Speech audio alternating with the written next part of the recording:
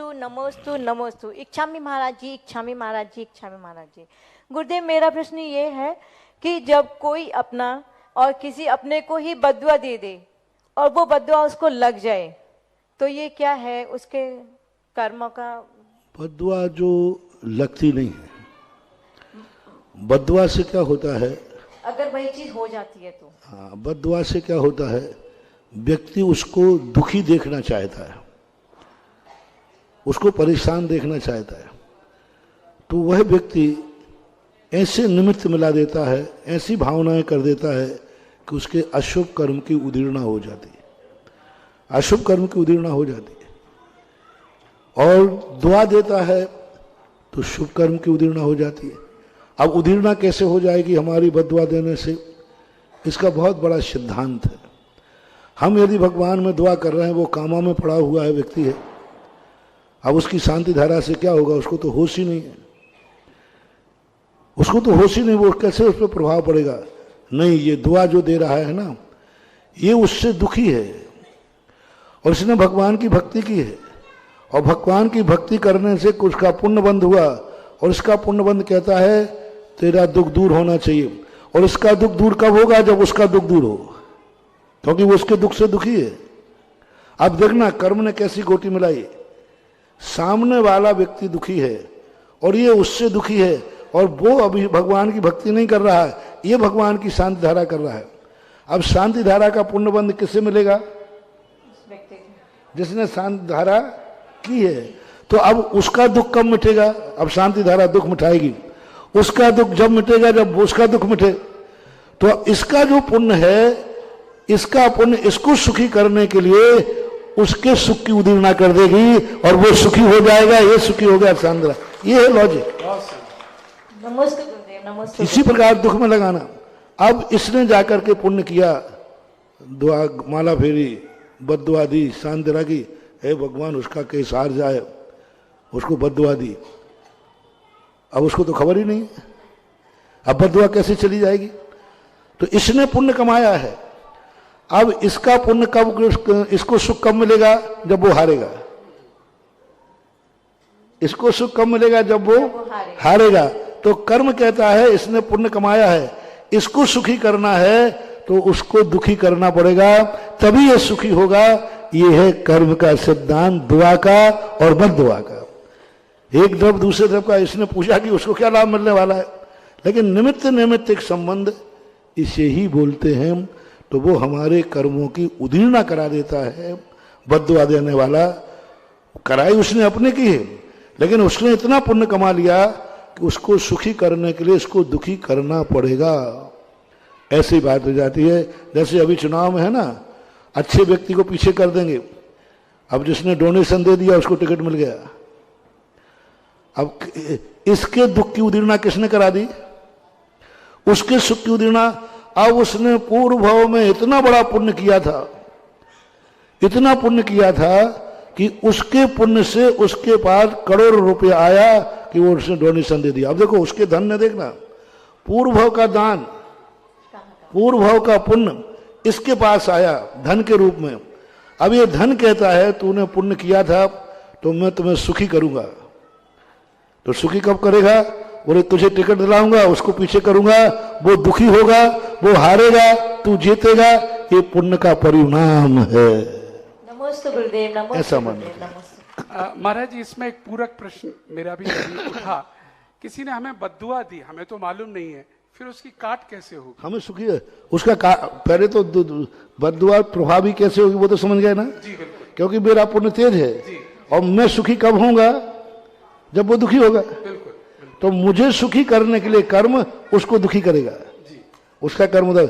अब इसका काट एक ही है कि यदि हमारे जो अभी अपने प्रातः काल प्रवचन चल रहे हैं, या तो उस बद्दुआ को एक्सेप्ट, तुम्हें जो करना है करो, मैं सत मार्ग से नहीं हटूंगा, मैं डोनेशन नहीं दूंगा, तुम्हें टिकट देना हो तो दो, मुझे कोई फर्क नहीं पड़ता है, मैं कोई भी नहीं, हारूं या जीतूं हम तैयार हैं। एक किताब लिखी है आपके उज्ज्वल जी ने, पाटनी ने, हारे या जीते हम तैयार हैं।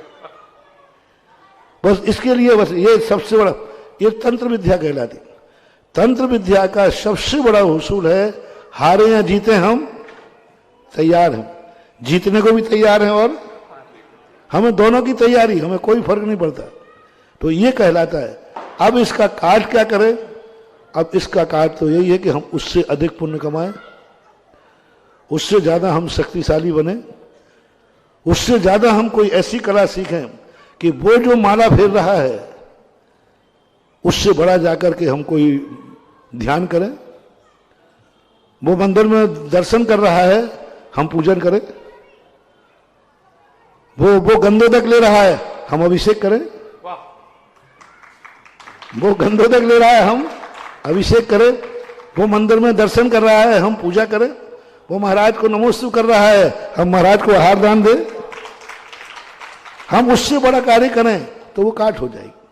क्योंकि तंत्र विद्या कमजोर पर प्रभावी होती है, बलजोर पर प्रभावी नहीं होती। ये होता है ऐसा। तो मित्रों, अपना पुण्य गाढ़ा करते रहें, पल पल में अपना पुण्य गाढ़ा करते रहें, कभी किसी की बदुआ भी हमें नहीं लगेगी। और आइएगा आपका प्रश्न। Sound please. मैंने कहा ना, एक बार आपको शायद सुनाया होगा, आपका धोती दुपट्टा बददुआओं को नकार सकता है। यदि आपके घर में भगवान के अभिषेक करने वाला धोती दुपट्टा, जिसको आपने किसी अन्य कार्यों में उपयोग नहीं किया है, वो यदि आपके घर में सूख रहा है, दुनिया की कोई नकारात्मक स्थिति नहीं है जो आपके घर में कोई आ सके। कोई मूठ फेंक दे, मंत्र फेंक दे, मूठ फेंक दे, कुछ भी फेंक दे, उससे घर में प्रवेश नहीं कर सकते। बस उससे ज्यादा बलशाली नहीं होना चाहिए, उससे कोई बड़ा कार्य कर रहा है। फिर मैंने एक प्रैक्टिकल किया था इसका। एक व्यक्ति ने कहा, महाराज जी हमारे दरवाजे कोई शनिवार कुछ ऐसे दिन होते उनके, इस दिन कोई कुछ फेंक जाता है, कोई कुछ फेंक जाता है, कभी हड्डी कभी बाल कभी कुछ फेंक जाता है, बड़े परेशान है। मनी तुम्हें शक किस पे? बोले फलाने व्यक्ति पर। मैंने उसका पूरा बायोडाटा निकाला, वो जैनी था, करवाता था दूसरे आपसी में। तो मैंने उसका क्या क्या धर्म करता है, तो वो धर्म कुछ नहीं करता था, भगवान के दर्शन करता था, गंधोदक लेता था, महाराजों के दर्शन करता था, उसने कभी अभिषेक पूजन नहीं किया। मैंने कहा ठीक है, मैंने कि तुम कल से अभिषेक करना शुरू करो, अपना स्वयं का धोती दुपट्टा होना चाहिए, अन्य उपयोग नहीं करना। और इसको घर में धुलने के लिए टांगना, घर में धुलना चाहिए, मंदिर का नहीं पहनोगे। पूरे घर को हमने नियम दे दिया, अभिषेक चालू हो गया। वो जो तिथि आती है उस तिथि पर उसने वही कर्म कराया उसके साथ।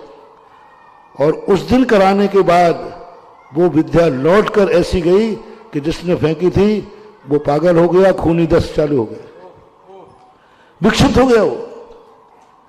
क्योंकि तंत्र विद्या यदि सामने वाला उसका अपमान कर दे तो तंत्र विद्या फेंकने वाले को खा जाती है।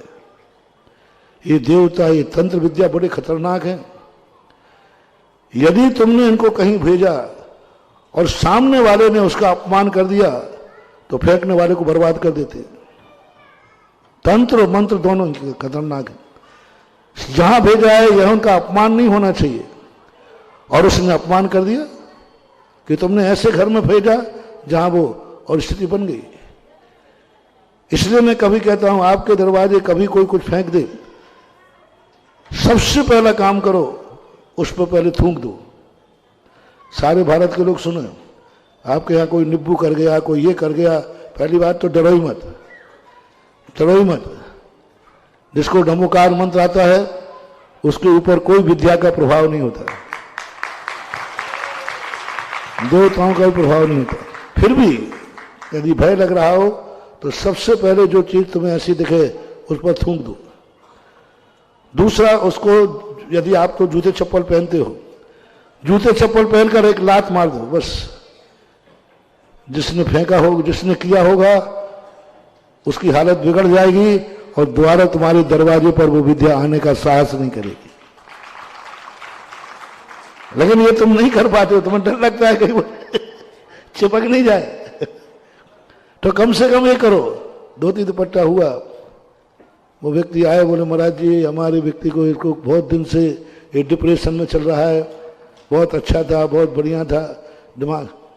अब मैं तो निगरानी में था ही, मैंने कहा अच्छा डिप्रेशन में चल रहा है, क्या करते थे?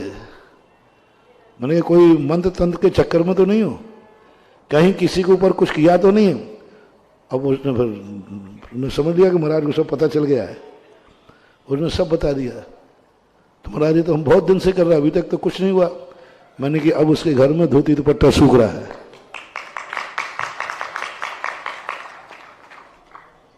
अब वो घबरा गया, बोले महाराज जी इसका उपाय क्या है? मैंने काट की काट एक ही है, जो वो कर रहा है वही तुम कल से शुरू कर दो और भविष्य में कभी नहीं करना, ठीक हो जाओगे। मैंने उससे कहा पहले तो एक नियम करो कि भविष्य में ऐसा कभी नहीं करोगे। दूसरा है वो अभिषेक पूजन करता है, अभिषेक, आप भी अभिषेक पूजन करना शुरू कर दीजिए, यही कांटे से कांटा निकलेगा, यही उपाय है।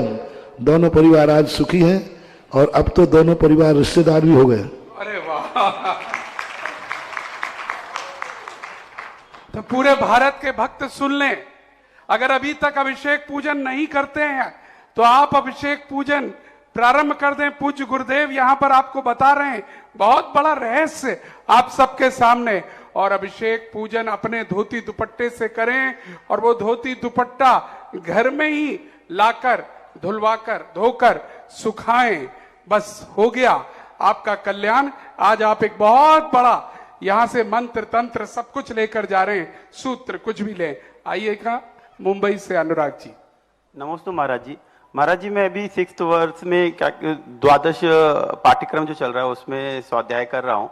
तो स्वाध्याय से जो आपका प्रेरणा से हो रहा है उससे बहुत अच्छा हम लोग को बाहर मेट्रो में भी बहुत अच्छा एक मार्गदर्शन मिल रहा है। तो उसके लिए बहुत बहुत महाराज जी आपका आभार कि आपकी वजह से हम लोग को बड़े बड़े शहरों में रहने पर भी एक स्वाध्याय का एक पाठ्यक्रम मिल गया है। महाराज जी इसमें मैंने थोड़ा सा ये ऑब्जर्व किया है कि जैसे कि हम लोग स्वाध्याय करते हैं, स्वाध्याय करना थोड़ा फिर भी आसान है, चिंतन करना थोड़ा डिफिकल्ट है, और महाराज जी चरितार्थ करना तो बहुत ही डिफिकल्ट लगता है। और महाराज जी इसमें जैसे कि हम देखते हैं, मैंने जैसे पढ़ा कि 25 कसाएं होती हैं मेनली, तो जो अपनी 4 कसाएं हैं जैसे, तो जैसे क्रोध मान माया लोभ, तो क्रोध को थोड़ा कंट्रोल करते हैं तो फिर वो थोड़ा मायाचारी आ जाती है कि सामने वाले के ऊपर गुस्सा आ रहा है फिर भी हमने कंट्रोल कर रखा है, तो अच्छी तरह से उससे बात करते हैं तो ये लगता है कि मायाचारी है। तो महाराज जी इसका थोड़ा सा निदान करें कि कैसे